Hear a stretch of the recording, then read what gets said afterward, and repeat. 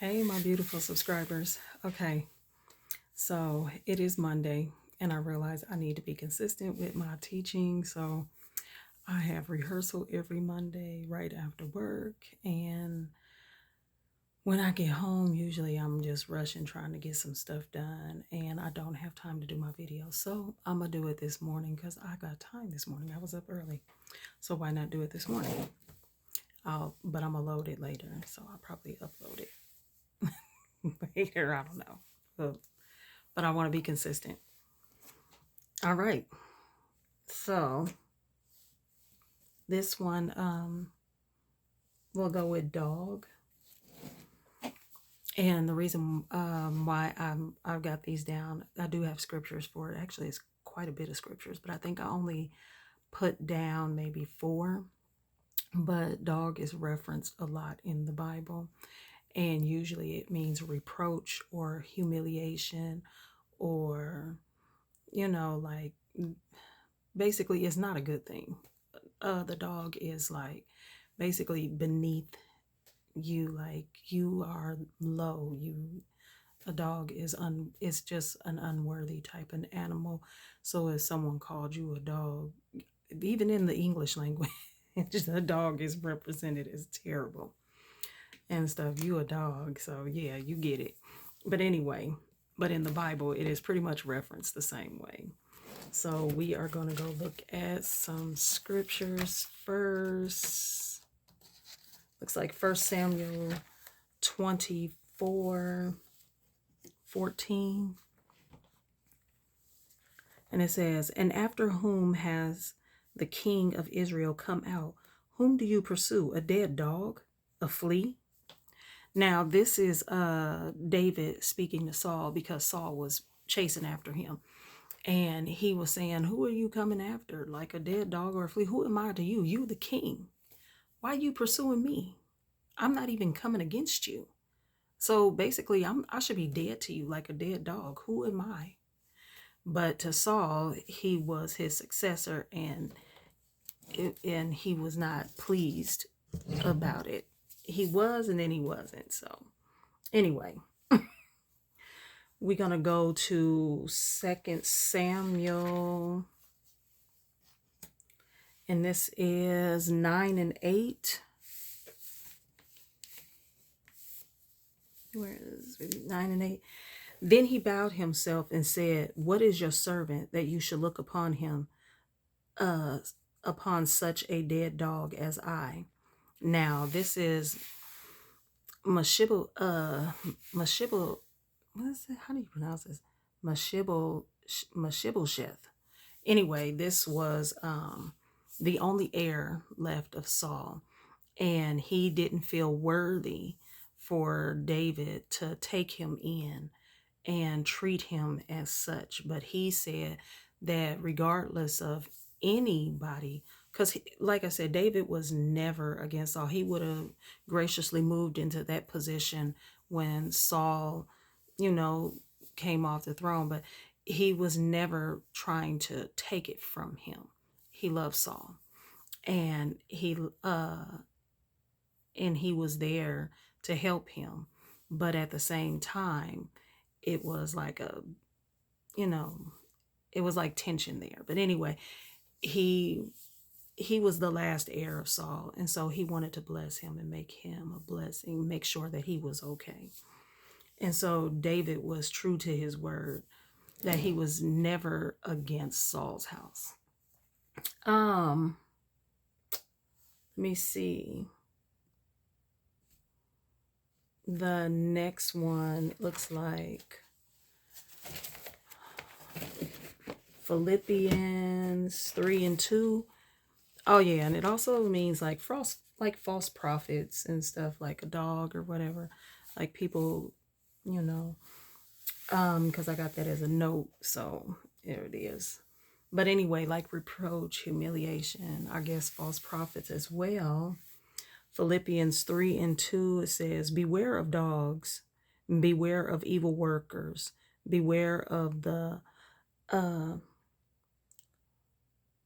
mutilation." So basically, he's saying he's saying in so many words, you want to beware of those who are working evil against you. Sometimes people, you don't see it right away, but be mindful of those who are working against you that have evil intentions. And sometimes we have false prophets that do rise up uh, and speak against the things of God. And sometimes they don't even know they're doing it. They think they really heard from God. And sometimes he says that I will send a lying spirit into the mouth of the prophet. But anyway, let's go to Revelation 22:15. And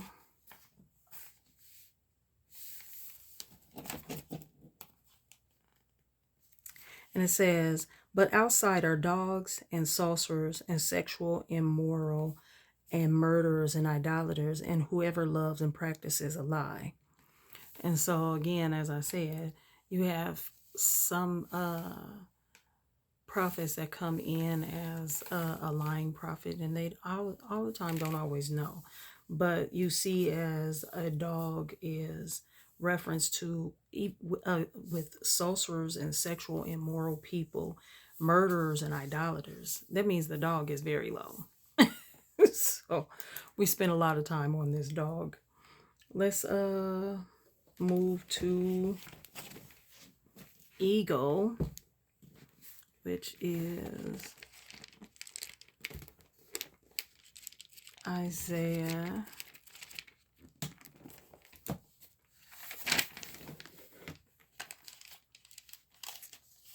40 and 31. And the eagle is usually, I reference the eagle to renewed strength because of this scripture right here. I don't know, it's the first thing I think of. I have yet to see an eagle in my dream, but if I ever did, this is my go-to scripture because it's the first one I think of. And so when I think of eagle, but I hear a lot of people say great sight or insight.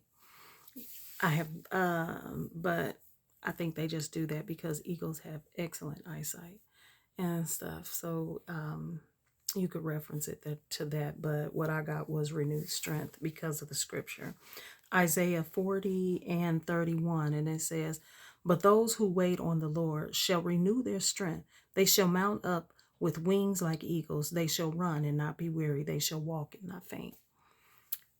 This is why I reference renewed strength. So if you're seeing an eagle, honestly, I'm just going to let you know now that most of this stuff that we are referencing that has biblical meaning to it, we have to understand that God has a language of his own, not just outside of our speaking in tongues and stuff, because that is our spirit speaking to God. But there's an actual language for God. He speaks through his word. And so I like the biblical translations to these animals, colors, and numbers. And this is why I'm giving y'all some scriptures to go along with it, because I need y'all to understand that in order to get a spiritual language, you need to be in the word. Because a lot of times there are so many things in here that when you begin to dream, God begins to show you in the dream.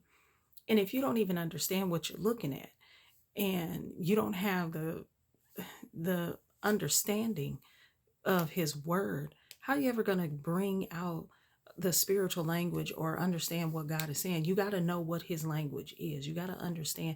It's almost as if you go to a foreign country and then you expect to understand everything just walking down the street and reading this or that, not even reading, just assuming, oh, well, I think this is where I'm supposed to go. And you go to ask a question, and when they begin to speak, you don't understand the language. And so you never know where you're going. You have no understanding of your direction. or where you're supposed to be. So I feel like you have to be in his word. You got to be reading, you got to be studying. You got to understand that when you reference certain things biblically, they mean certain things. So you can't just reference stuff to what you believe it to be when God specifically said this is what it means. Because people will go with spiritual, like the most spiritual totems and whatnot and stuff like that, and then they'll say, "Oh, well, my spirit animal is," and not understanding what it is. The last thing I want is a dog for a spiritual animal, or or a wolf per se, because that's not a good thing when you reference it biblically. And so you got to understand his language. So you need to have a good foundation, be in your word, reading it constantly, studying and going over some things. You gotta have you gotta have a good understanding of where he's coming from in order to get your spiritual language, in order to be able to interpret your own dreams. And God will give you an interpretation of others once you get a good understanding of your own. And so this is why sometimes I'll have people ask me, what does my dream mean? And I ain't gonna lie, interpretation does not belong to me, it belongs to God. And so a lot of times when people are wanting me to interpret a dream for them, I'm already praying in the spirit. Y'all may not hear me, but I am quietly praying in my heavenly language because I know the interpretation is not coming from me. So I'm already asking God, all right, Lord, what would you have me say to them? Does this dream mean anything?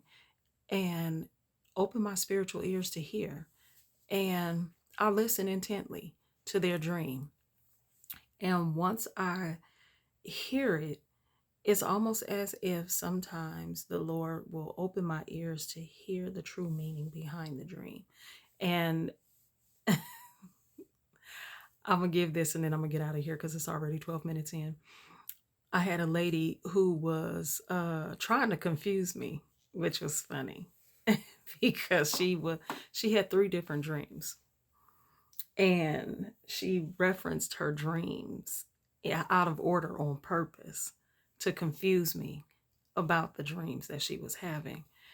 And I understood what each dream meant, but I felt like they were out of order. And then I said, it would make more sense if these dreams were moved around. I said, I feel like they're out of order. I said, if this is the order you had those dreams in, I said, then it don't mean anything like that. And she said, well, no, and then she wanted to hear the interpretation when she realized I understood what she was doing without her even knowing that God was letting me know. She was telling those dreams out of order. They're out of order. It says this should be the first dream, this is the second dream, and this is the third dream, and this is what I'm trying to get to her. But because the dreams are out of order, it doesn't mean anything. And I thought, oh, okay. And so that's what I said to her.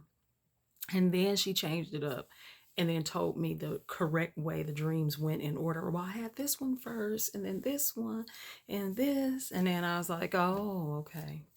And so sometimes people will come and try to test you, but if your spiritual ears are open to hear from God, God will let you know what's going on beforehand. All right. So we gonna stop there. Where did we stop at? Lord. Eagle. We stopped at eagle. So